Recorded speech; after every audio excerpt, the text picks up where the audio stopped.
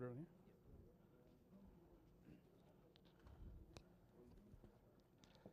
Assalamu alaikum wa rahmatullahi wa barakatuhu. After lunch spot is the hardest to go because people are already starting to get a little tired and so forth. So please help yourself, get some coffee if you need to, because we need all your energy, and we're bringing some scholars from all the way from overseas, because we're really cheap to pay them to come all the way out here because we can't afford it right now. Business conditions are kind of tough. So hope you can work with that. We have a Skype call set up, and inshallah we will have these scholars address the Sharia portion. And I will just do a little brief introduction from a company perspective. But before I get started, I wanted to thank, first and foremost, the respected imams, scholars, esteemed guests who are here. Appreciate it greatly. And I also want to recognize Brother Sadiq and his team of volunteers who have made everything possible for us. So it is very important that we go, we eat, we come back, we go to sleep, but there are people around the clock working for us. So Brother Sadiq, from the bottom of my heart, thank you for all the preparation and work you've done over here. So big hand, Tadbir, Allahu Akbar.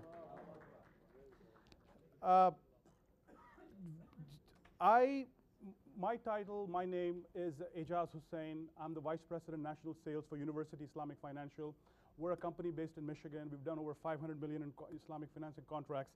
But our scholars, we work with Shaykh, a group out of the Middle East, and we have two very reputable scholars who are on the Skype call with us. They will tackle and talk about a little bit of our Sharia program, as well as take your questions, the Sharia specific questions. I can talk more at the company level, our processes and so forth. But since this is a very scholarly conference, it's important for them to come in and speak and give their input.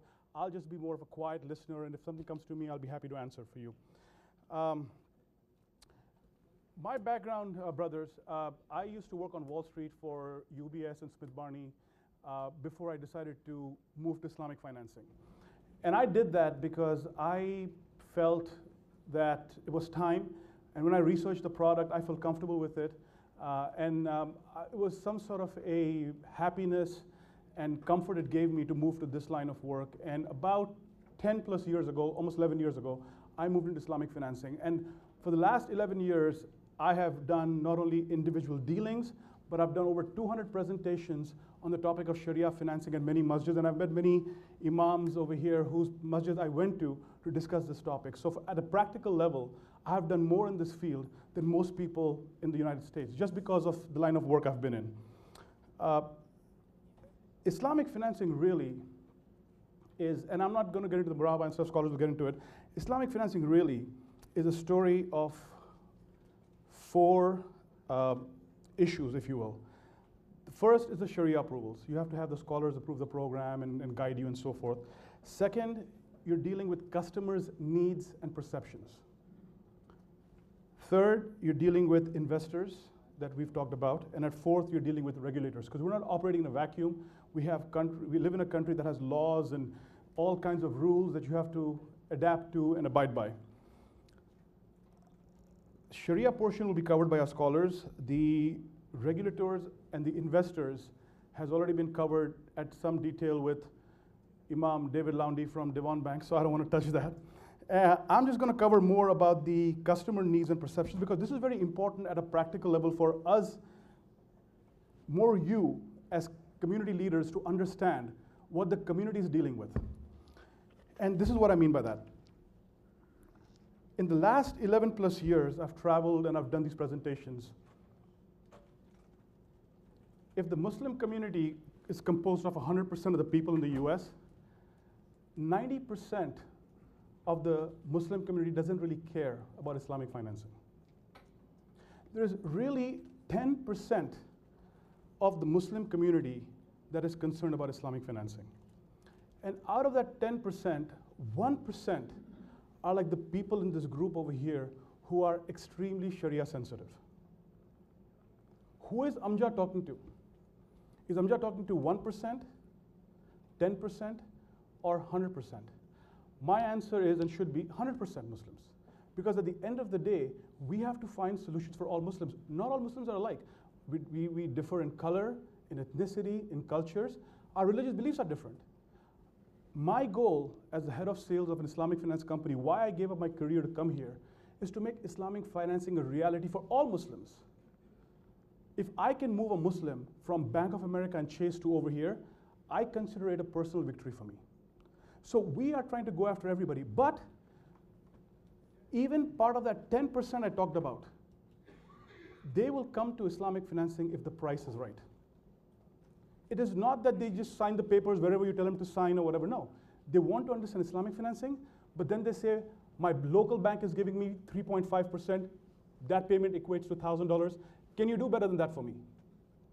So we are constantly being asked and challenged on pricing. After some time, the Sharia part is also, nowadays, being in the industry for 10 plus years, I don't get questions, how does the program work? My first question most of the time is, what is my payment going to be? What are your qualifications? So Islamic financing company is moving ahead.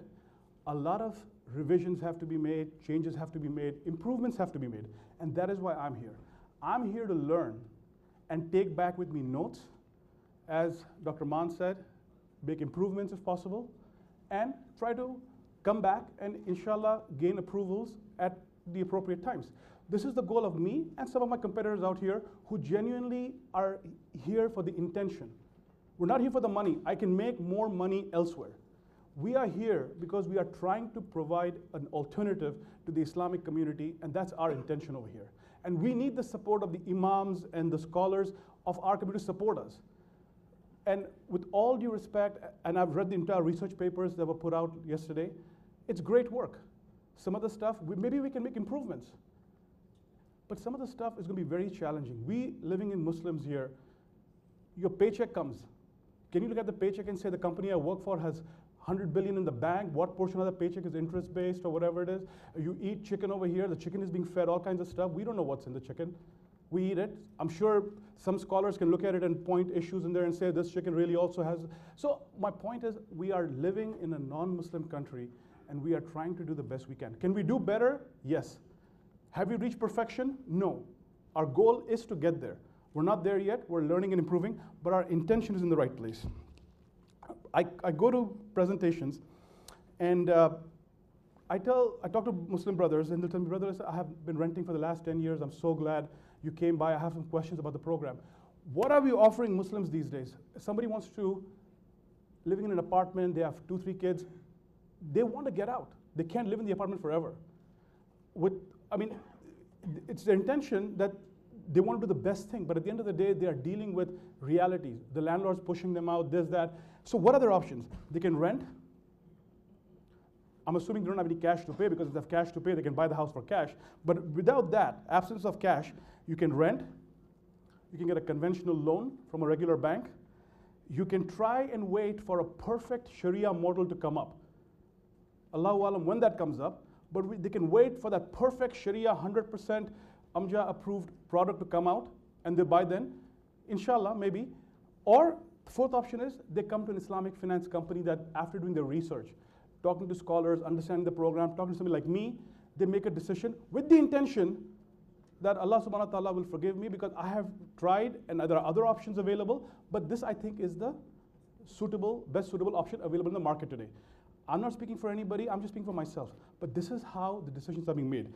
So when these 4 options are present, either you rent forever, get a conventional loan, wait for a 100% Sharia product come out, or Islamic finance options, some of these 10% people are making the choice, let me at least hear, may not be the perfect option, it's second best, let me go with it. So now, can 100% Sharia approved Amja option be created in America? Yes, it can. But there are 2 issues. One, Amja has to find us the investors who are willing to put the money into an Islamic product at low profit rates to the investor, because government is subsidizing right now. You are being subsidized by the federal government, artificially keeping market rates low, so the monthly payments are affordable because of the crisis we went through, basically. Most investors we have talked to overseas, their rates of return, they're willing to give you the money. It's not that Muslims don't have the money. Muslims have a lot of money. But if they can invest that money at 7, 8, 10, 12% in emerging markets or their own economies, and inflation is running at 8, 9, 10% over there, they're not going to give us that money here at 4% and say, please go help out your Muslim brethren because that's what I want to do. There may be some people like that. I just don't know anybody. If you know of somebody, let us know. We'd be happy to do it. So if we have investors who are giving us guidelines and willing to help us, we will be happy to offer programs for the community, because at the end of the day, we are from the community, within the community, working with the community. But we have challenges, and we're trying to work around these challenges. Secondly, the regulatory environment cannot be changed. It is what it is. There are Fair Credit Reporting Acts, there are reporting rules. You have to use certain forms that cannot be changed. And then there are third parties. Seller, title company, escrow companies. I mean, you're dealing with so many different people. It is not just two Muslims sitting and doing a transaction here. This game has gotten much bigger. So from business, we are looking at multiple challenges at many levels. And we are trying to solve them for the benefit of the community. And we are sincerely looking for guidance from our leaders, like you, to help us and advise us, and inshallah compromise with us in some cases, because we just do not have the wherewithal to go over the US government and break laws, do certain things, or tell investors that this is the way it's going to be, because there will be no viable product in the market if not for trying to have some sort of a balance. Again, I'm not saying we have a perfect answer. We're trying to strive to give you the best answer possible. I want to talk about one final thing from a business perspective, and then I'll hand over the call to the scholars who you're waiting to listen to. If I want to help my brother buy a house, and I have $200,000 in the bank, I can get into whatever terms with my brother I want to do. I can give him $200,000 to my brother, interest-free loan, just give me back the money. Or I can say, listen, I'm going to construct a true Murabaha contract, and I'll buy the house, I'll sit on it for 1 day, 5 days, 10 days, whatever time I want to sit on it, sell it to you. I can structure it any way I want to do it. But when you are running a business, you are answerable to the investors who are putting money into your business. You're answerable to authorities. You also have to base a business plan not on 1 unit or 2 homes you're going to do, but is this model scalable? We have a huge demand in the community. We get 100+ applications a month to do deals with us. We can only approve and get 50, 60 deals done a month at a time. Issue over here is the business plan has to be scalable. Can you keep offering these deals over and over again? I cannot take money from investors today and tell them wait 6 years to buy a house. 6 years, the needs have changed, circumstances have changed, a lot has changed. So there are various issues, brothers, that we are dealing with that I'm trying to explain to you from business perspective, what you have to understand as a community, as leadership, and as a business. I want to conclude by saying one final point, which is very meaningful to me. One of the things that is missed by the community is we have opened masjids, Islamic centers, schools, but we do not have proper financial institutions. The goal of this conference is to work towards that. But in the meantime, even companies like ours, very small, but we are giving back to the community. Our budget is over 6 figures each year just to give back to the community in the form of sponsorships and donations and whatever it is. And same thing with some of my competitors who are doing this. But I've never seen a Bank of America, Chase come and support our communities. Have you? The point is, the more successful you help us become, the more we can plow back into the community. It is a two-way street. We're getting from you, we're giving back to you. Inshallah, our goal is to launch products. We're working at REITs. We're working on a Sukuk fund right now, we're trying to raise capital on, working on a Takaful insurance program. Bottom line is we need to start someplace and go someplace. As a popular Chinese philosopher said, the journey of 1,000 miles starts with a single step. We may be not in the single step, maybe we are the 10th or 12th step, but we are walking, and we're trying to get there. So I want to end with that, and I want to go ahead and introduce Shaykh Abdul Qadir Thomas, who's the head of Shaykh. He's our resident counselor. Anytime we have questions, we go to him, and then he gets the other Shaykh scholars involved. And we also have Shaykh Bakar Musa. We've already sent bios to Amja before on both the scholars we have, and they will make some comments on a program in general, and then we can open up for question and answers. Thank you for all your time, giving up your weekend to be with us, and may Allah guide us and support all of us, inshallah. Assalamu alaikum. Thank you for okay. Just tell them 5 minutes left to make the opening comments and then Q&A after. Yes, Assalamu alaikum. وعليكم السلام ورحمة الله وبركاته.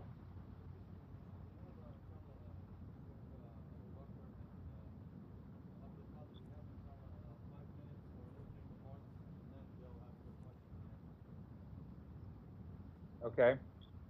Bismillah ar-Rahman ar-Rahim. Assalamu alaikum, respected brothers and sisters who are attending the event. We regret that we could not join you or be able to see you.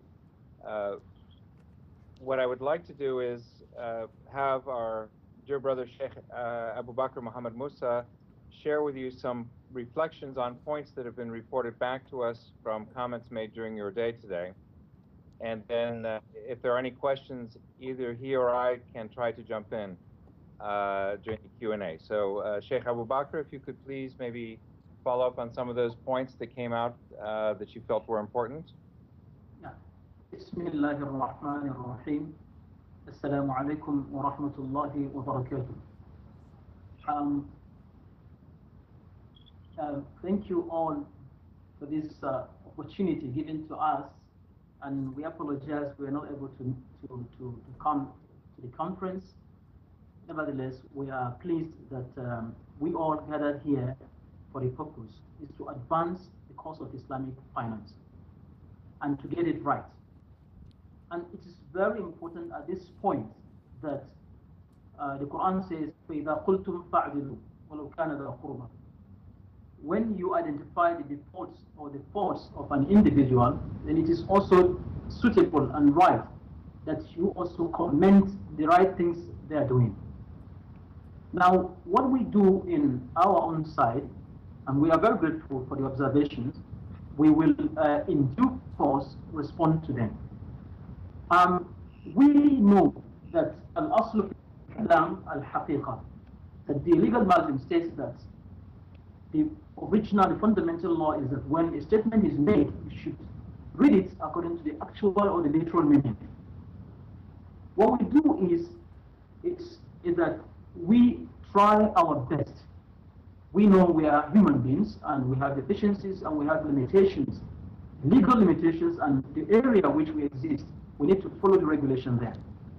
But we try within these limitations to adopt the IOF standard, and we all agree that most of the Muslims today recognize IOF standards. Now, the comments we received, we are good.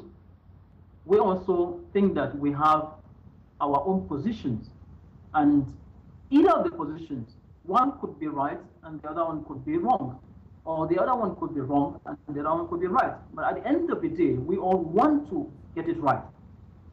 Now, we know that all our respected elderly scholars, very strong standing scholars, do recognize IOF standards. So we in our own financial institution, we try to align all our practices with IOF standards. There are some comments which I want to raise as quick as possible. We know that Murabaha is a sale contract. And in every sale contract, you have two contracting parties. One is a seller and the other one is a buyer. Once a sale has occurred, a debt has been established. And in Sharia, a debt, once established, you cannot profit over a debt. The seller has a right to the full consideration of what he has sold or the counter value. Similarly, the buyer has the right to own, to possess what he has bought. Now, IOP standards have the following points which I want to raise, but inshallah we will be ready to accept comments and to welcome questions, because we are all here to get it right and not to condemn any other party, but we are all trying to make it right. Now, IOP standard allows a bank to stipulate full payment on default only if the notification has been duly served to the customer. In this case, once a sale has occurred, a debt has been established. Now, the seller, it's unfortunate that where we have in some of the comments, they mention lender. There is no lender here. We have a seller and a buyer. If you read the legal term with the implied meaning, then you could say lender. But what we are saying here is a seller and a buyer. Now, IFRS standard number 3, page 33, says that a bank can ask for full payments. Section D says a debtor bears all expenses, because once a sale has occurred, the property belongs to the buyer. And once the property belongs to the buyer, it is only a collateral in the possession of the seller, because the seller has not been paid his full consideration for what he has sold to the buyer.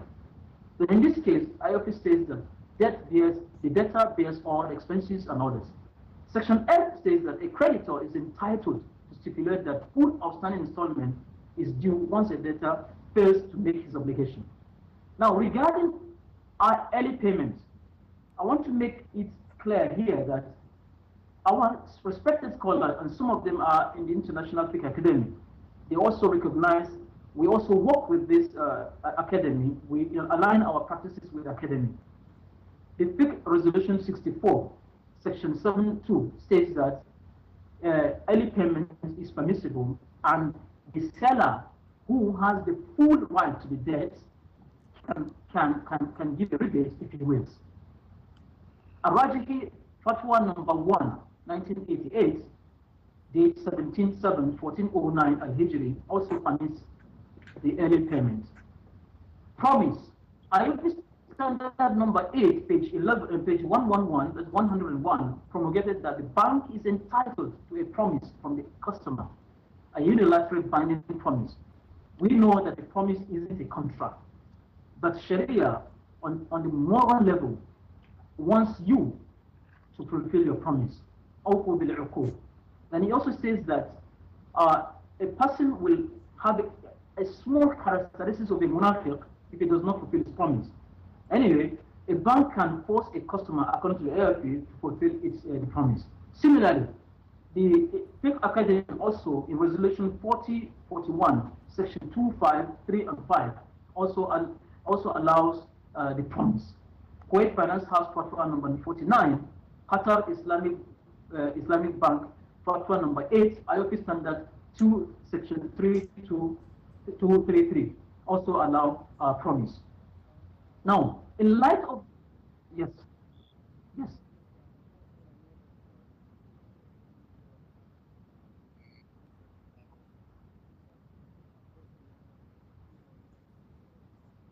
I think it's just at the end at this point. So.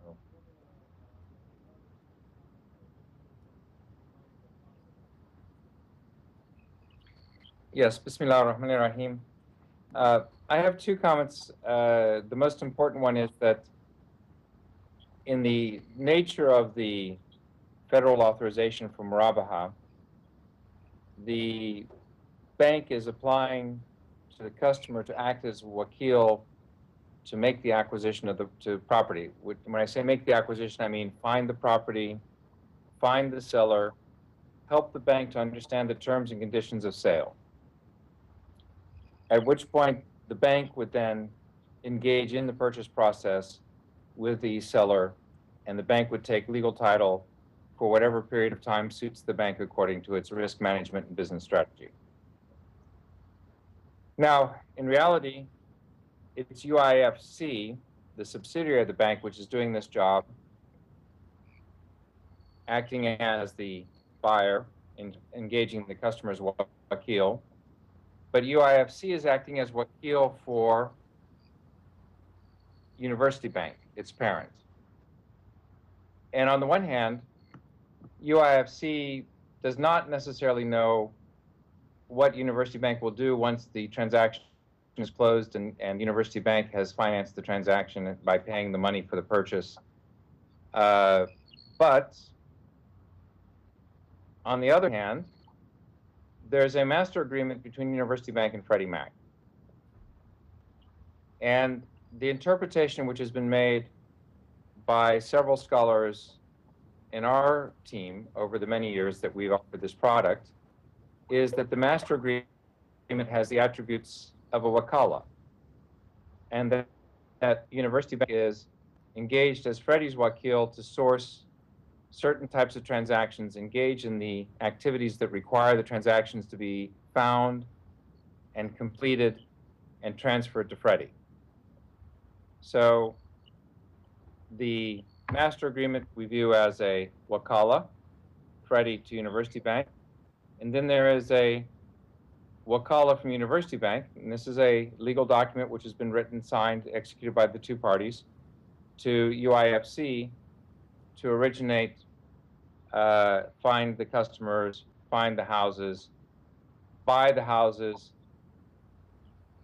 and finish the process. So I think that's the main thing I want to say. I did want to address for 1 second, well, more than 1 second, a comment made by one of our friends in the industry that if Freddie Mac and Fannie Mae went away, Islamic finance would be in trouble.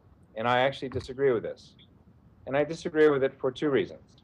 The first reason is there's high risk that Freddie Mac and Fannie Mae will go away, that people in Congress are attempting to revoke their charters and within the next few years come up with an alternative guarantee program, which is totally different than what we have today. And at that point, we in the industry will need to find our own solutions to raising the capital, although I do think our friend mentioned correctly that our overseas friends are not very interested in our markets, so we will need to find a better way domestically to support our industry. Jazakumullah khairan for your patience. Over to you, Brother Wissam.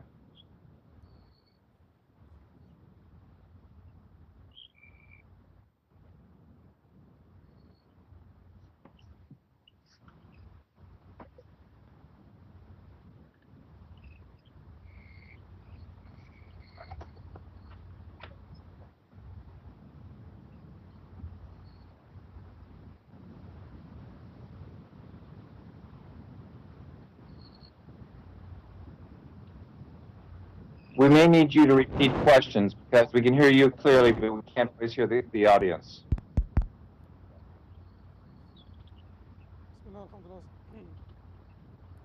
Do you hear me? Bismillah, alhamdulillah, sallallahu ala rasulillah, ala alihi wa sahbihi wa man wala, thumma ma ba'd.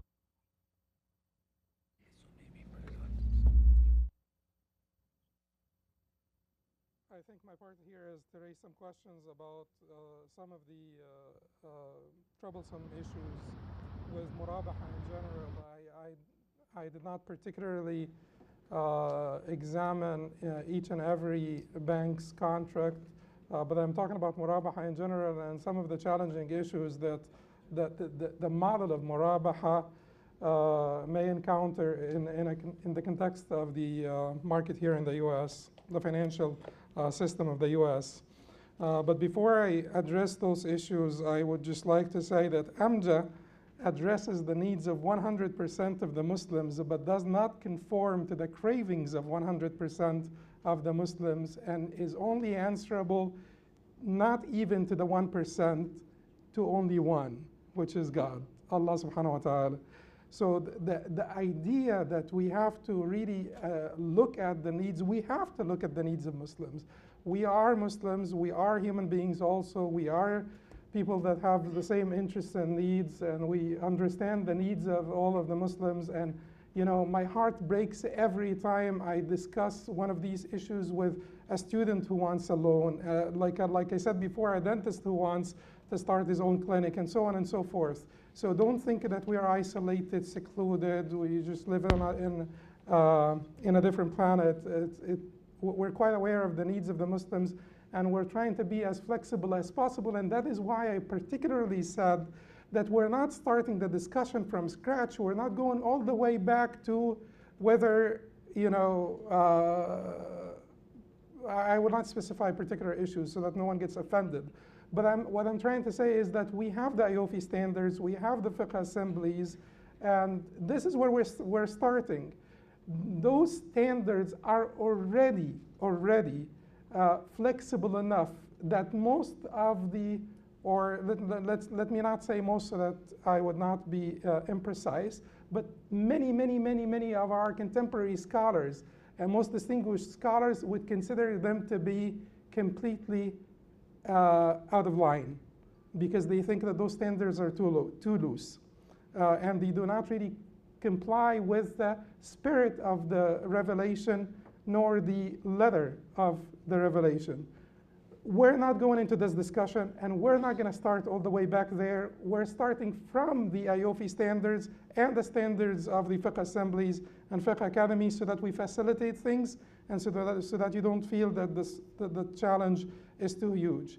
But based on the standards of those credible institutions, organizations, we do have some questions to ask the brothers that are involved in the Murabaha contracts, regardless of their particular bank affiliations or institutional affiliations. One of these issues is whether there would be any type of contractual relationship between the customer, the final consumer, the client, and the original buyer. هل هناك علاقة تعاقدية بين المشتري والبائع الأصلي قبل شراء البنك للبيت من البائع الأصلي? Is there any contractual agreement between the original seller and the final consumer buyer before the bank actually owns the house or the property? الأمر الآخر، ضمان الجدية ليس هو العربون. فرق كبير بين ضمان الجدية والعربون. العربون في عند جمهور الفقهاء إنما هو المبلغ الذي تدفعه عند العقد لا قبل العقد، والعربون على خلاف بين أهل العلم أجازه الحنابلة ولكن منعه الجمهور. لكن حتى لو قلنا بجواز العربون، فالعربون مبلغ يدفع عند العقد لا قبل العقد، ولذلك ضمان الجدية ليس العربون. ضمان الجدية فقط يدفع في قول من أجاز ضمان الجدية عند مرحلة الوعد ما قبل العقد. في قول من أجاز ضمان الجدية، ضمان الجدية هذا مرصود لتعويض البنك عن الأضرار التي قد تلحق به، ويرد باقيه للعميل. يعني ضمان الجدية ليس مبلغا يدفعه العميل للبنك، فإن لم يلتزم أخذه البنك، ولكنه مبلغ مرصود ليعوض البنك عن الأضرار الحقيقية الحاصلة عند تخلف العميل عن وعده. So the security deposit is different from the earnest money. The security deposit is before the contract. It is given by the client to the bank before the contractual agreement between them is executed or concluded. It is in the at the time of the promise, before the contract. This is not to be taken completely by the bank, but this is to make up the bank for, according to Hayat al-Ma'ayir or IOFI standards, this and the fiqh assembly standards, this is to make up the bank for the possible losses that they may suffer if the client withdraws from the transaction. So do we return the rest of the money to the client? That's the issue that I just wanted to ask. Do we, after we calculate the actual harm or the actual losses that the bank suffered? The other issue is the issue of ownership and the verification of true ownership, where there is actually some degree of liability for the bank. The bank actually is liable for a short period of time. And to answer Mr. Laundy's question, it doesn't matter. As long as he possessed the property, it could be immediately after the banking institution or the bank possessed the property. So possession of the property, hiyaza of the property, which is also customary because houses, you will not move them to your own stores. But basically the ability to utilize the house, the ability to walk into your house and utilize it, that is when you have complete possession of this house. A second later, you could go ahead and sell that house that you completely possessed to your client. So the answer, as far as Islamic fiqh, the answer is present. You know, it's really not, we're not really confused about this issue. It is we have an answer. The answer is after complete possession, you have complete ownership and possession, so you're liable for this product. There has got to be no overlap of liability between the original seller and the final consumer. Because if the original seller is liable until here, and the final consumer is liable from here onward, where is your liability for which you will deserve to make a profit? But I heard that you gave an answer which is a satisfying answer, that there is a period where there is liability for the bank, and if the person died, if the consumer died during that period, the bank will be in ownership of that house and will have to just deal with it. So that is another issue that we wanted to just make sure that we're clear on, is that the bank becomes the true owner of the property and becomes liable for the losses in case of losses for this very short period of time. But there has got to be no overlap. There's got to be basically an interruption between the liability of the final consumer and the liability of the original seller. The issue of late payment, it would be best if the bank, or غرامة التأخير, it would be best if the bank did not really charge a late payment, but we're not going to go there.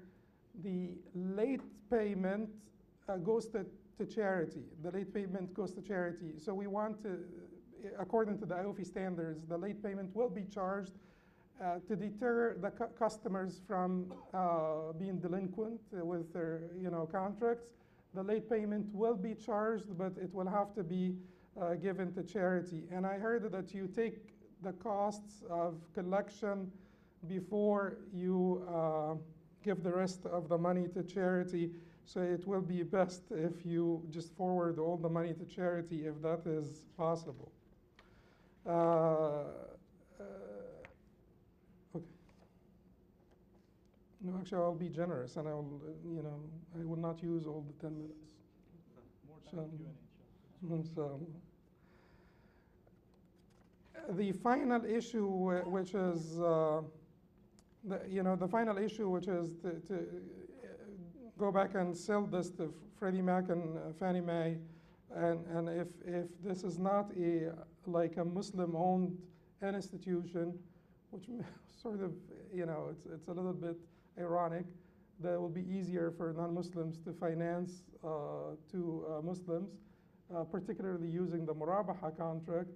A Muslim may not be permitted to sell that contract to any financial institution because it will be sale of debts. So if, for banks that are owned by Muslims, this would not be permissible. However, for banks that are not owned by Muslims, it's still not permissible in our book, but we will not hold them responsible for that particular ruling, and it would not affect, if for the final consumer, it does not affect the legitimacy of the contract between the final consumer and the bank, because you're just responsible for your piece of it, the contract between you and the bank, not the contract between the bank and Freddie Mac and Fannie Mae. But I truly would corroborate with the statement of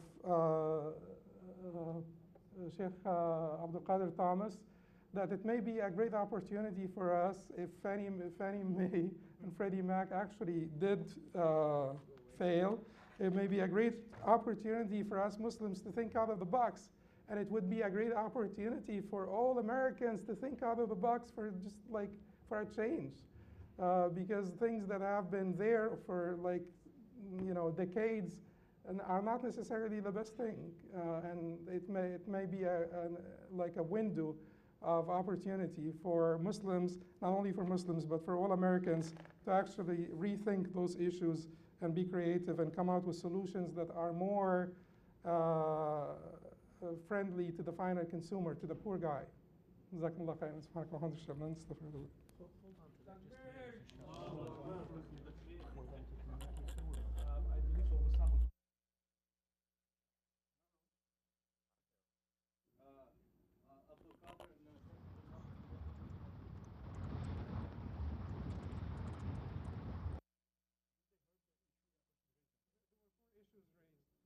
Contractual relationship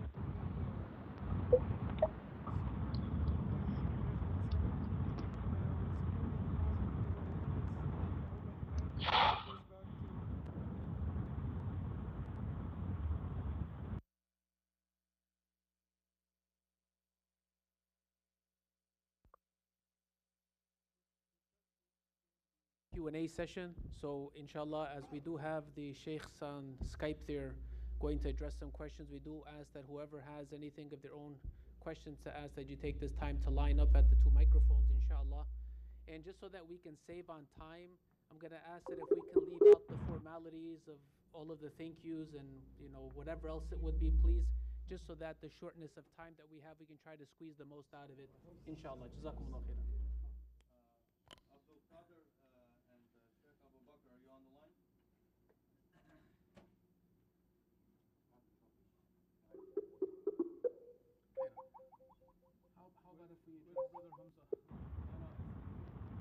Assalamu alaikum, Brother Wissam.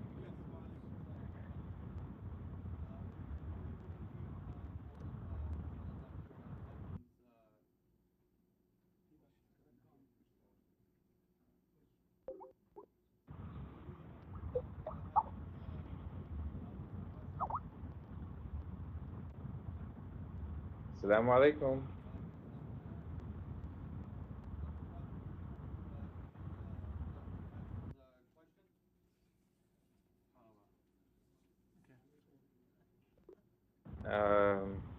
It's a good question, but the way it's cutting in and out. I think there's a interference or a problem on their side, because I'm seeing you and me were staying Specific for the subject itself, which is Murabaha and Islamic University Islamic. Brother Wissam.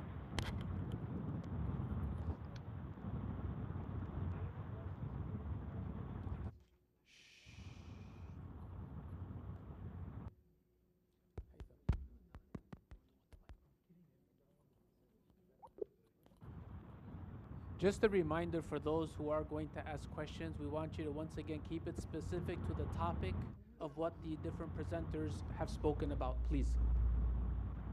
Since there seems to be an issue with the connection there, if it's okay, what we'll do is we'll utilize the time for those of the brothers who are here to be able to ask, and specifically for Dr. Hatem, since the connection here isn't working. So, go ahead. Can I get the microphone? Is it testing? Testing. Testing. Okay. There we go. Okay, got it. Bismillah ar-Rahman ar-Rahim. So the question is for Check one. Can brother. You hear me okay? Okay. Brother, the question Brother, is. let me just 1 second. I apologize. We expected this, so we tried doing it 2 ways, me and him, so we at least get something in.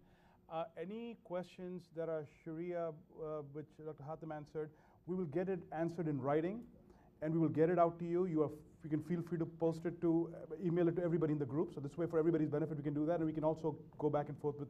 It's just a matter of giving our position on that question, and we can go from there. So I deeply apologize for this internet connections, but there's nothing we can do about it. I will take the questions that I can answer. I will answer that I'm not qualified to answer. I'm going to defer, and Wissam will take notes.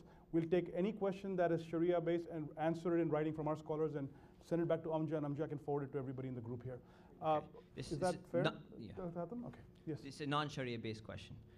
So you directed to you. I'm really good at non-Sharia based questions. Alhamdulillah. That's great. All right. So you specifically asked the question, rhetorical question. You said, can Sharia be 100% implemented in the United States? And you said, yes, it can. But then you said that Amja should give us the investors, to finance them and to back them. But then in the beginning of your presentation, you specifically said that you've had $500 million worth of sales actually going through. So, I'm maybe one of the naive 1%. of people who care about, of these things, and, regardless of what the profit margin is. Or perhaps the other 9% is the naive one. I mean, Allah knows best.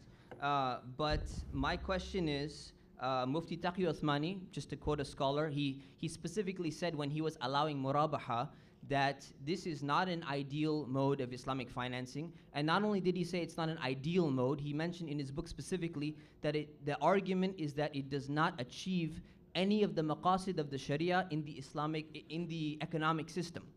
So my question is, if it's 100% feasible to do it, and you're just waiting for more investors, and you already have $500 million, what is the cap and what is the limit that you need to get to in terms of money or in terms of investors to actually go and achieve that 100% Sharia compliancy, so that there's actually fulfillment of the maqasid of the Sharia in the economic system, and we can get a more just economic system here? I'm going to take a half hour for that answer. Is that okay, brother? Because that question was alone 25 minutes, so I mean, I got to work out. Brother, you said you want to ask the Sharia question, but your question is part Sharia, part not Sharia. As far as what Mufti Taqi Uthmani said pertaining to Murabaha being good or not, that's not for me to make the call on. It is something that our scholars have viewed it. We understand there are limitations with it, but being partly owned by a bank, we have limitations. We cannot really do a musharaka contract. That is because FDIC laws and country laws prohibit us from doing it. We would love to offer more products and services. We are trying to. Cannot do it right now, but we are working at it. That's number one answer to your question. So, but you said it's 100% possible to do it. Right? What I was saying is that when I was referring to, what I was saying is the question was, is it possible to offer a 100% Amja approved Islamic finance program? I said the answer to that is yes, but two conditions have to be met, I said first condition that has to be met is we need investors who are willing to put up that capital so we can use that capital to implement the 100% Islamic finance. We don't have those investors yet. But I said if Amja through his connections can help us get those type of investors, we are willing to sit down and work on a model with that. That's the point I was trying to make with that. And secondly, it has to meet the regulatory environment so we don't violate any federal rules. So that's the point I was trying to make. You referred to the 500 million question. That is the amount of originations we have done over the last 11 years. So we have our capital, we use that capital to go ahead and do initial deals, but then as we've been talking about the whole day, Freddie Mac is the company that is eventually buying these, the way it's being assigned upwards, that's what happens. So we are raising capital and Freddie Mac is the investor, so we have a source of income, capital that is basically being used through the system to fund these deals. If we can raise capital through our Muslim community, which we're working on. We're trying to launch a REIT sukuk type of product. If we can raise that capital internally, some laws are changing now, we will be able to raise money from our own community and then use that community to invest in our products. And maybe that is the time where we can be more flexible with guidelines and whatever needs to be done. So again, we are here, we are trying to get here, and we're trying to make refinements and improvements as we go. So I'm not standing here telling you we have the perfect solution or product right now. All I'm saying is our intention is there. We're working towards it. And inshallah, we'll get there someday with Allah's support, your support, blessings of all the imams and scholars over here. So that's the point. Pardon my naivete, but... No, you're not a naive person at all, brother. You're a very smart person. No. So I'm with you on that. Go ahead, please. That's part of the rhetoric. Yeah, I know. I get it, but I'm catching on to it. That's what I'm academic saying. Rhetoric, right? I get it. But can you give me a concrete number of what we need? We're saying we need more investments. So invest in our company and buy yourself a mortgage and tell all your Muslim community members in your masjid to invest in university, and inshallah one day we'll get there. But that is not concrete enough for me to have hope in your statement that we're going to get to 100%. So could you give me something a little bit more concrete? How much money do we need to get to actually get this ideal 100% model? Just not an exact number, but an approximate number. It is not about the money. Even $100,000 would be fine. If you have $100,000 and you give me today and you say implement a model that is 100% based on Sharia, where these are the guidelines. You can get me, as long as he's Muslim, get me in. I don't care about his income. I don't care anything. You give me the qualifications, what you want. It's your capital. We'll find you the customer that fits that requirement of yours, right? So I'll give you an example. This is a true story. Back in about 99, I was working at Smith Barney on Wall Street, and I tried creating a pool, a REIT, Real Estate Investment Trust. I had a lot of non-Muslim clients, very rich clients, who were willing to put up money, and I told them, why don't we raise some money? And there are Muslim community out there. This is way before even Islamic financing was actually happening here, before other main players there. I said, we can create a REIT, take this money, help Muslim buy homes, and the model will be very simple. We will share in everything. We will share in the appreciation of the property, we will share in the taxes, we will share in the cost, everything. I had commitments of over $5 million. First, some of these non-Muslim customers said, why would anybody be stupid to give you the appreciation of the house? I said, it's not about being stupid, it is about fulfilling a religious need they have. Finally, after convincing, I got commitments of people saying, because at that time, home prices were going crazy, as you all remember, 98, 99, 2000. So I met after that with 12 different families who wanted Islamic financing. And I would sit down with them and I would explain to them, okay, here's the deal, we'll help you buy a house.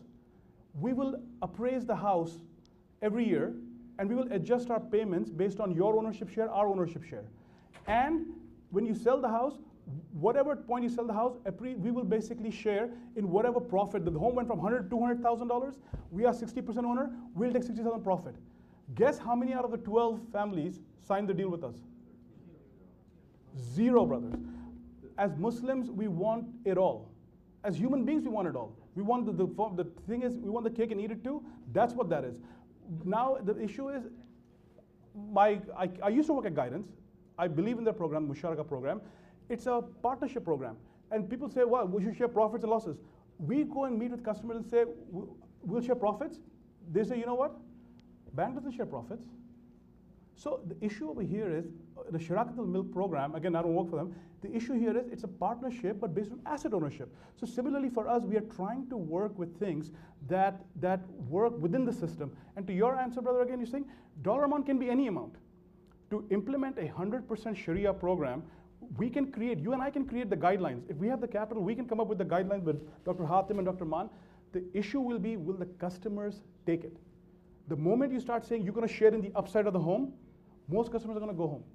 So the issue over here is, you are trying to work with what we have without violating Sharia principles. May not be all things to everybody, but we're trying to do the best we can with what we have right now.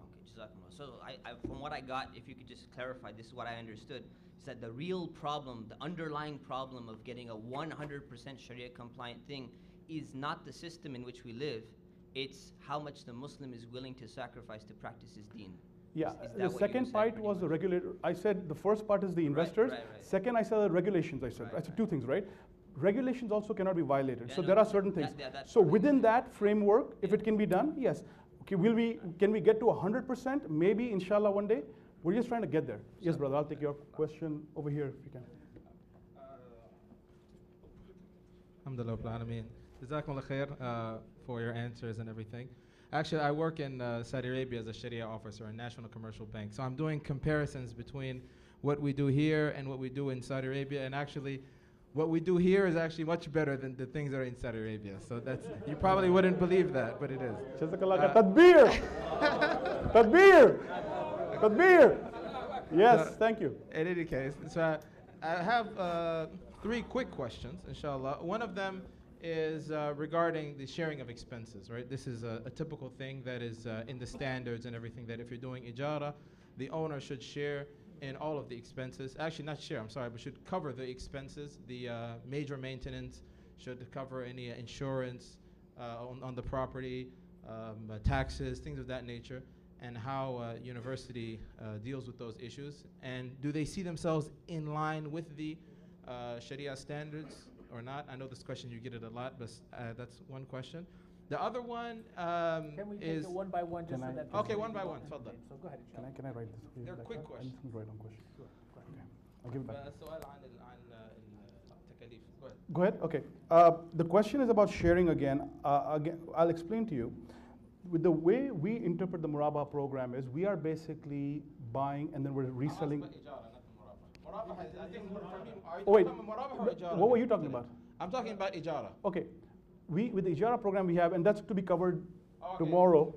It's a full session on that tomorrow. Okay, let's cancel that question. Okay. Because I thought, I'm sorry. My other question is about recourse financing. I know earlier today, we heard from Devon Bank that that when they finance, it's non-recourse. That they don't, if they take the property, in the case of foreclosure, they won't go after the customer for the rest. Now, yeah, and coming from Saudi Arabia, this is something nice. I would like to take this back because over there they don't have this non-recourse thing. It's recourse. If you don't pay and you owe the bank, they take the property and they can go after you. But I'm just curious whether or not university has considered their financing as recourse or non-recourse. Okay. See, brother, we at University Islamic Finance believe we are the good people here, okay? And what I mean by that good people is this, right? When you are working with Muslim customers, does it give us any joy to throw somebody out of the house? Do we want that bad name, that person goes complains to Shaykh Hatem that, university did this to me, that to me? The point is we don't want that. We are trying to work with everybody. Somebody loses a job, somebody has medical problem, call us, we work with you. At the end of the day, by the Freddie Mac contract eventually that we're working with, recourse is part of it. And that will be there. That doesn't negate or change or make the contract any less Islamic. It's just a clause.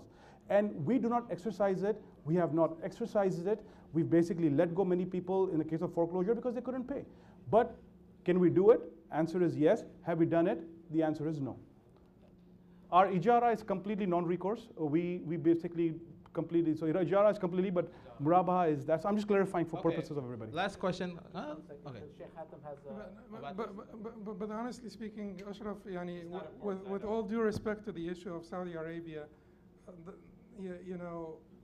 you work in one company in Saudi Arabia, in one bank in Saudi Arabia.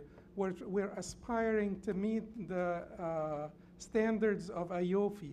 AYOFI itself takes from AlRajhi, takes from the research that is done for AlRajhi and from other financial institutions. And oftentimes, the Sharia board of AYOFI would say, if you could do like this, that would be great, which is the AlRajhi standard, and some other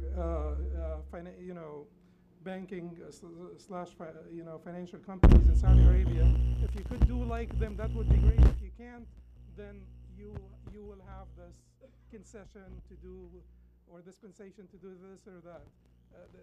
In fact, there are some financial institutions in Saudi Arabia and in Sudan, particularly Saudi Arabia and Sudan, as far as I know from some experience, that actually exceed the AYOFI standards. What is AYOFI? What is AYOFI stand for? هيئة المحاسبة والمراجعة للمؤسسات المالية الإسلامية المعروفة بهيئة المعايير الشرعية out of Bahrain. This is a very good question. Yeah, brother asked a question, what is AYOFI? And I'm sorry, we've been talking about AYOFI, just assuming everybody knows. AYOFI is a body. It's one of the challenges that Islamic, well as non-Islamic companies have, HSBC, Citigroup, etc., is they wanted to go and find a body that can certify products, because Goldman Sachs, Citi, HSBC, they offer Islamic products in the Middle East, Malaysia, Indonesia. Their challenge was they can't find local scholars here or there. So they said, if there is a national body can be put together where we can submit products for approval, we want to go there. So AYOFI was created. It's a very long name, auditing and accounting of Islamic finance, etc. I keep forgetting the full name of it. But this body is considered the gold standard of Islamic financing. If you belong to them, they, in essence, if you have their scholars certified, it's something that typically is good for the community because they are supposedly the most learned, educated scholars in the field of Islamic finance. So just for a little background about AYOFI to you. Jazakumullah khair. Last question, sorry, is the issue of the wakala. This is the first time that I heard this interesting concept that you consider the relationship with Freddie Mac or Fannie Mae as a wakala. And this is an issue I'm concerned about that related to the Murabaha because there's a sale of debt, although I know that Shaykh would say that it's a non-Muslim institute, so it doesn't matter if they sell the debt. But my question is, can you give a little bit of feedback about this wakala concept? Do you consider that when you originate debts that you're doing it on behalf of Freddie Mac, and when you do a Murabaha and you're taking ownership, that you're doing this on behalf of Freddie Mac and Fannie Mae? Is this the understanding? Again, not being a scholar, I'm going to explain and answer the best I can, and then we can have the scholars write up the detailed description. From what I understand, because the end investor is going to be Freddie Mac, so the way the contracts are written and assigned, you are basically, it starts at Freddie Mac level, and then at the university bank level, and then to UIF, and then to the customer who's buying the property. So the property is basically being assigned upwards, so the end investor eventually owns it. So this is how it's interpreted, but we can send a complete ruling in writing via email, and you can forward it and read about it in more detail, basically. So. We literally have less than 3 minutes. So if we can have the other brother who hasn't had a chance to speak yet, This is the brother from Sweden who I can't speak Swede, so I don't know what we're going to do. You can? No, I can't. I'm sorry. Okay. So inshallah, it's,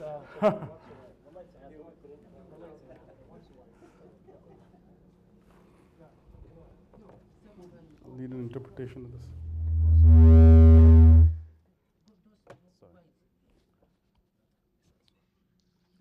now there's 2 minutes. بسم الله الرحمن الرحيم. طبعا بالنسبة لي يعني اقتراحي أنا يعني جاي من بعيد آلاف الأميال تقريبا، يعني أتمنى يعني مثلا من هذه المناقشات لو كان الإخوة أو الشيوخ المسؤولين عن هذا المؤتمر خلال هذه السنة كان يناقشون مع هذول البنوك، ونحن بس ننتظر النتيجة منهم جزاهم الله خير، لأن هذه المناقشات يستعملون كلمات المرابحة والمشاركة، يعني كلمات جميلة وأشياء جميلة، لكن عمليا يعني ما شفنا أي شيء صراحة. لو كان الشيوخ يناقشون معهم هم يستغلون هذه، يعني هم يريدون يقدمون بضاعتهم وفي وقت يروح ضيق صراحة. لو كان خلال هذه السنة يدرس هذه الأشياء ويجون بس النتائج، وأنتم كنتم يعني تعلقون على هذه النتائج من الناحية الشرعية، هذه أولا. وثانيا يعني نشوف أنه دائما المرابحة مشاركة إجارة هذه الكلمات مهمة بالنسبة لهم، لكن الادخار يعني كيف يستعملون الادخار لأشياء حلال ولا حرام؟ ما حد يتطرق إلى هذه الأشياء. الناس يرجعونهم يعني مثلا المصروفات والقرض شهريا كذا، كيف يدخروها وكيف يستعملوها للحلال ولا الحرام، ولا يهتم بهذه النقطة. جزاكم الله خير. بارك الله.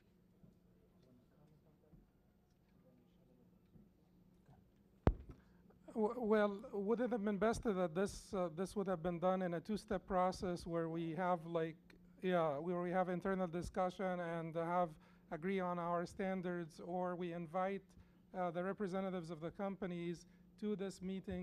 Don't forget also that some of the representatives of the companies are scholars and Sharia boards, and the intent, actually, the intent of Amja is to support, rectify, advise, give good counsel, and listen to the representatives of the companies, not simply to pass a resolution without, due course and without enough discussion. So the intent of Amja was actually to involve them into this process from the early steps, so that we're not judging a reality that we're completely unaware of, and so that they could get to listen to our concerns in this detailed manner, so that they can better, have a better realization of where we want to get, where we want to be as a Muslim community, the concerns that the imams have about their contracts and so on, so that they could improve the contracts. Ultimately, we do want alternatives, and ultimately we are earnestly working for the improvement of those contracts, not to strike them down, because that is really not the intent of anyone, and that's not in the best interest of anyone. Sheikh, if I just may just come in. Also say that I'm in agreement with you, Sheikh, with regards to. I personally, my name is Wissam, and I work with University Islamic Financial. I'm the East Coast Regional Manager. I'm in agreement with you, Sheikh, on the how I think it should have been structured in terms of.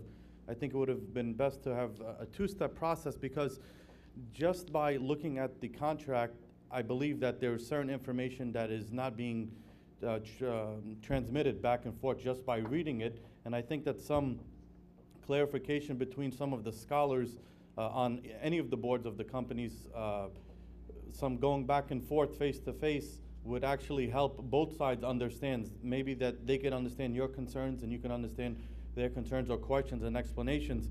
And so I think that this is a great first step with regards to looking into this process in detail, but also we should have some sort of follow-up dates in which, okay, in a week or two, a month or so, we could meet up, and then another week or two, some real concrete dates, because I believe in the past there's been some hit or miss in terms of dates and communications and such, and such a big topic with a lot of legality in it, I think needs some dedicated exact timing and when these companies can meet. And I'm sure I can speak on behalf of the other Islamic finance companies, guidance as well as Devon, that if you just give us the date and times, we'll make sure that we have someone available, and then we can go from there. No, we should actually do this, inshallah. But this conference is not open for public. These are imams, so this is still an internal discussion. These are imams. Some of them are scholars. Some of them are fuqaha. Many of those imams have Ph.D. in Sharia and in Islamic studies. So it is still an internal discussion. We're not going out to the public. We did not say that we will pass resolutions at the end of this conference. Those are responsible imams, educated, well-learned people that understand that this is, we have to go through the due process, and we're not making any judgments yet.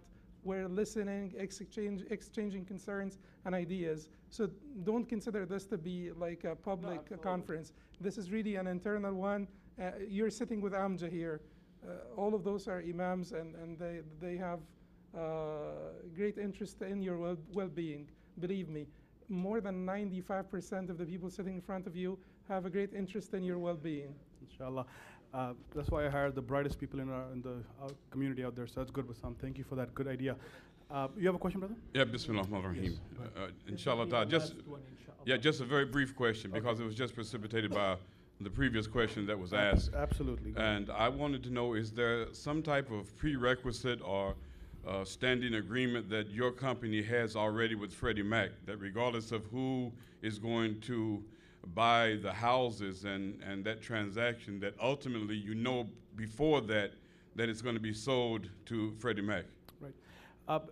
There is, that's called a master agreement, and way, brother, it works is, at the end of the day, the investors dictate what type of clients you can qualify. If you have the money, and let's say you have $10 million, and you come to us and you say, I'm ready to put this money, capital with you, and you can help with this money, help Muslims buy homes, we will ask you for your criteria in terms of what are you looking for, what type of customers should we get for you. Similarly, any investor will have that criteria that they specify. This is done at a very automated level to meet federal guidelines about fair credit reporting, so we don't discriminate between people and so forth. So a lot of these issues are done at a very automated level, but yeah, there are guidelines, there are agreements in place, just like we have a purchase contract with you as a customer, we have contracts with our parent company, the University Bank, and they have contracts with the Freddie Mac level. So yeah, everything is by written contracts and master agreements and so forth, basically. All right. I do want to thank one other person before I leave. Brother Hamza, can you please stand up? He's been the IT guy helping me along the way. So thank you so much, Brother Hamza, for everything. And all the esteemed scholars over here, Shaykh Salah, Shaykh Hatem, Shaykh Man, thank you for all your help. Appreciate it greatly. Just thank you.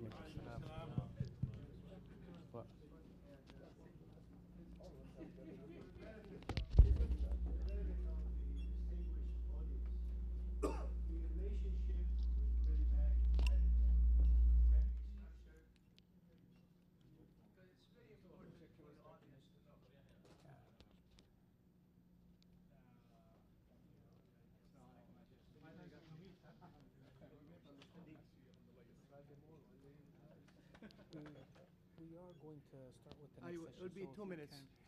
For the benefit of the audience, and to be specific, the relationship between Freddie Mac and Fannie Mae on one side and the financial institution can be formed in 2 formats.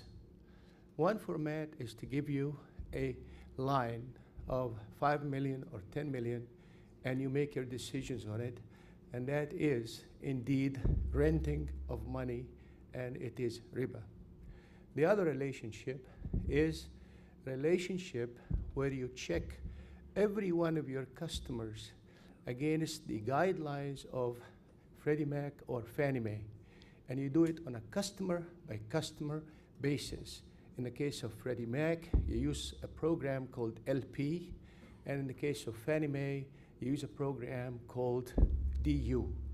And you send in all the information on the customer and ask them, would that be a good investment you want to invest in? They will tell you yes or no. And they will tell you yes, and there is a risk. And if we can get an expected rate of return of so much, we will be very happy. And on their behalf, you go in and forward your money as a bank, forward your money as a financial institution on behalf of Freddie and Fannie. And when you document everything and the documents are signed, then you send them the document. You don't sell it. They use the word sell in the market not properly. You send the documents and they send you the money as honest to goodness investors. Thank you for your time. Salam. My name is Yahya Abdul Rahman. Barakallahu feek. Khairan, inshallah, for the next session, we're going to call up Sheikhs Yusuf De Lorenzo and Jamal Zarabozo as we talk about Musharaka contract of guidance residential. So please, inshallah ta'ala, if we can move into the next session. So we're basically, these are the last two programs that we have, and then after that there's going to be a niqashul maftuh. It's going to be an open session of Q&A, and that's going to be for a whole hour. So I hope, inshallah ta'ala, that whatever it is of questions, of concerns, that bi'idhnillahi azza wa jal, you will be heard, and hopefully you will have an opportunity for a response. So come on up, Shaykh Yusuf, we'll have you go first so we can get this ball, or keep this ball moving, inshallah. Killed the third mic, so there's only two mics, and I tried to lower the feedback. I killed it, it's right there. Oh, okay. I have these two on Okay. So we'll just use one until we need to put the other phone to each other. Last session.